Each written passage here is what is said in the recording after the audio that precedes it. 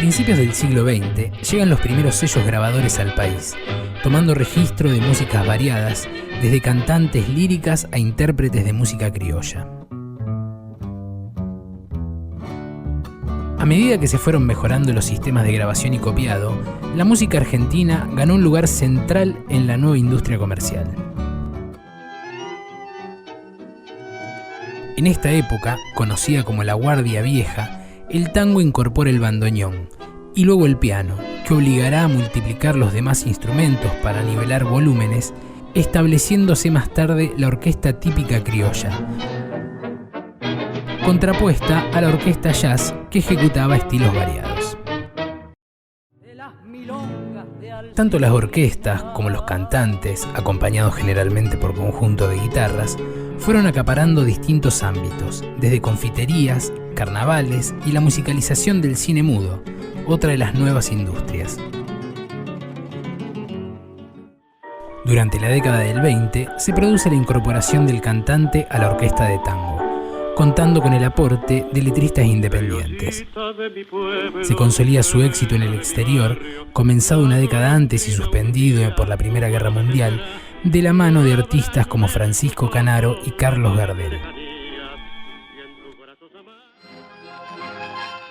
También desde principios de siglo, el trabajo de recopilación de Andrés Chazarreta trae a la ciudad el folclore como espectáculo, con la conformación del primer conjunto de arte nativo, donde participaban músicos y bailarines del interior.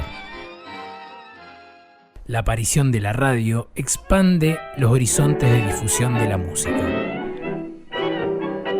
El sexteto de Julio De Caro desarrolla las herramientas que definirán el estilo orquestal del tango. Hacia 1930 cesa la oleada inmigratoria, pero comienzan a producirse migraciones internas desde el interior hacia las ciudades, y la música folclórica gana terreno en la industria con la aparición de nuevos conjuntos. Generalmente en conjunto de guitarras, con percusión de bombo y agregado de instrumentos, tanto autóctonos como europeos, y con arreglo de dúo o trío de voces. Salí que te quiero ver, aunque las nubes te tapen, salí si sabes querer.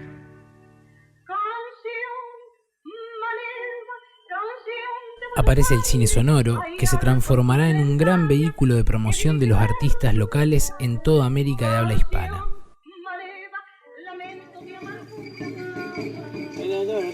Y Carlos Vega comienza los estudios que llevarán a la conformación del Instituto Argentino de Musicología, dedicado al estudio de la música de los pueblos originarios, caracterizando las músicas de cada región y analizando sus funciones, formas y la característica de sus instrumentos.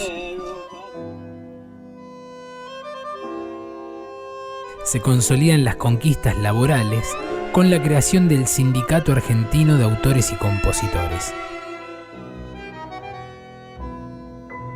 La década del 40 es la época de las grandes orquestas de tango, conocida como la Guardia Nueva.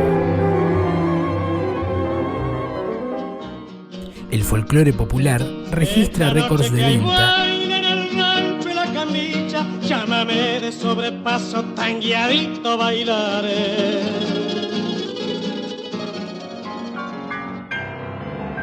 Y en el ámbito académico continúa su desarrollo a través de la estética contemporánea. Además, aparecen grandes intérpretes de distintas corrientes musicales internacionales como el bolero, la música clásica y el jazz.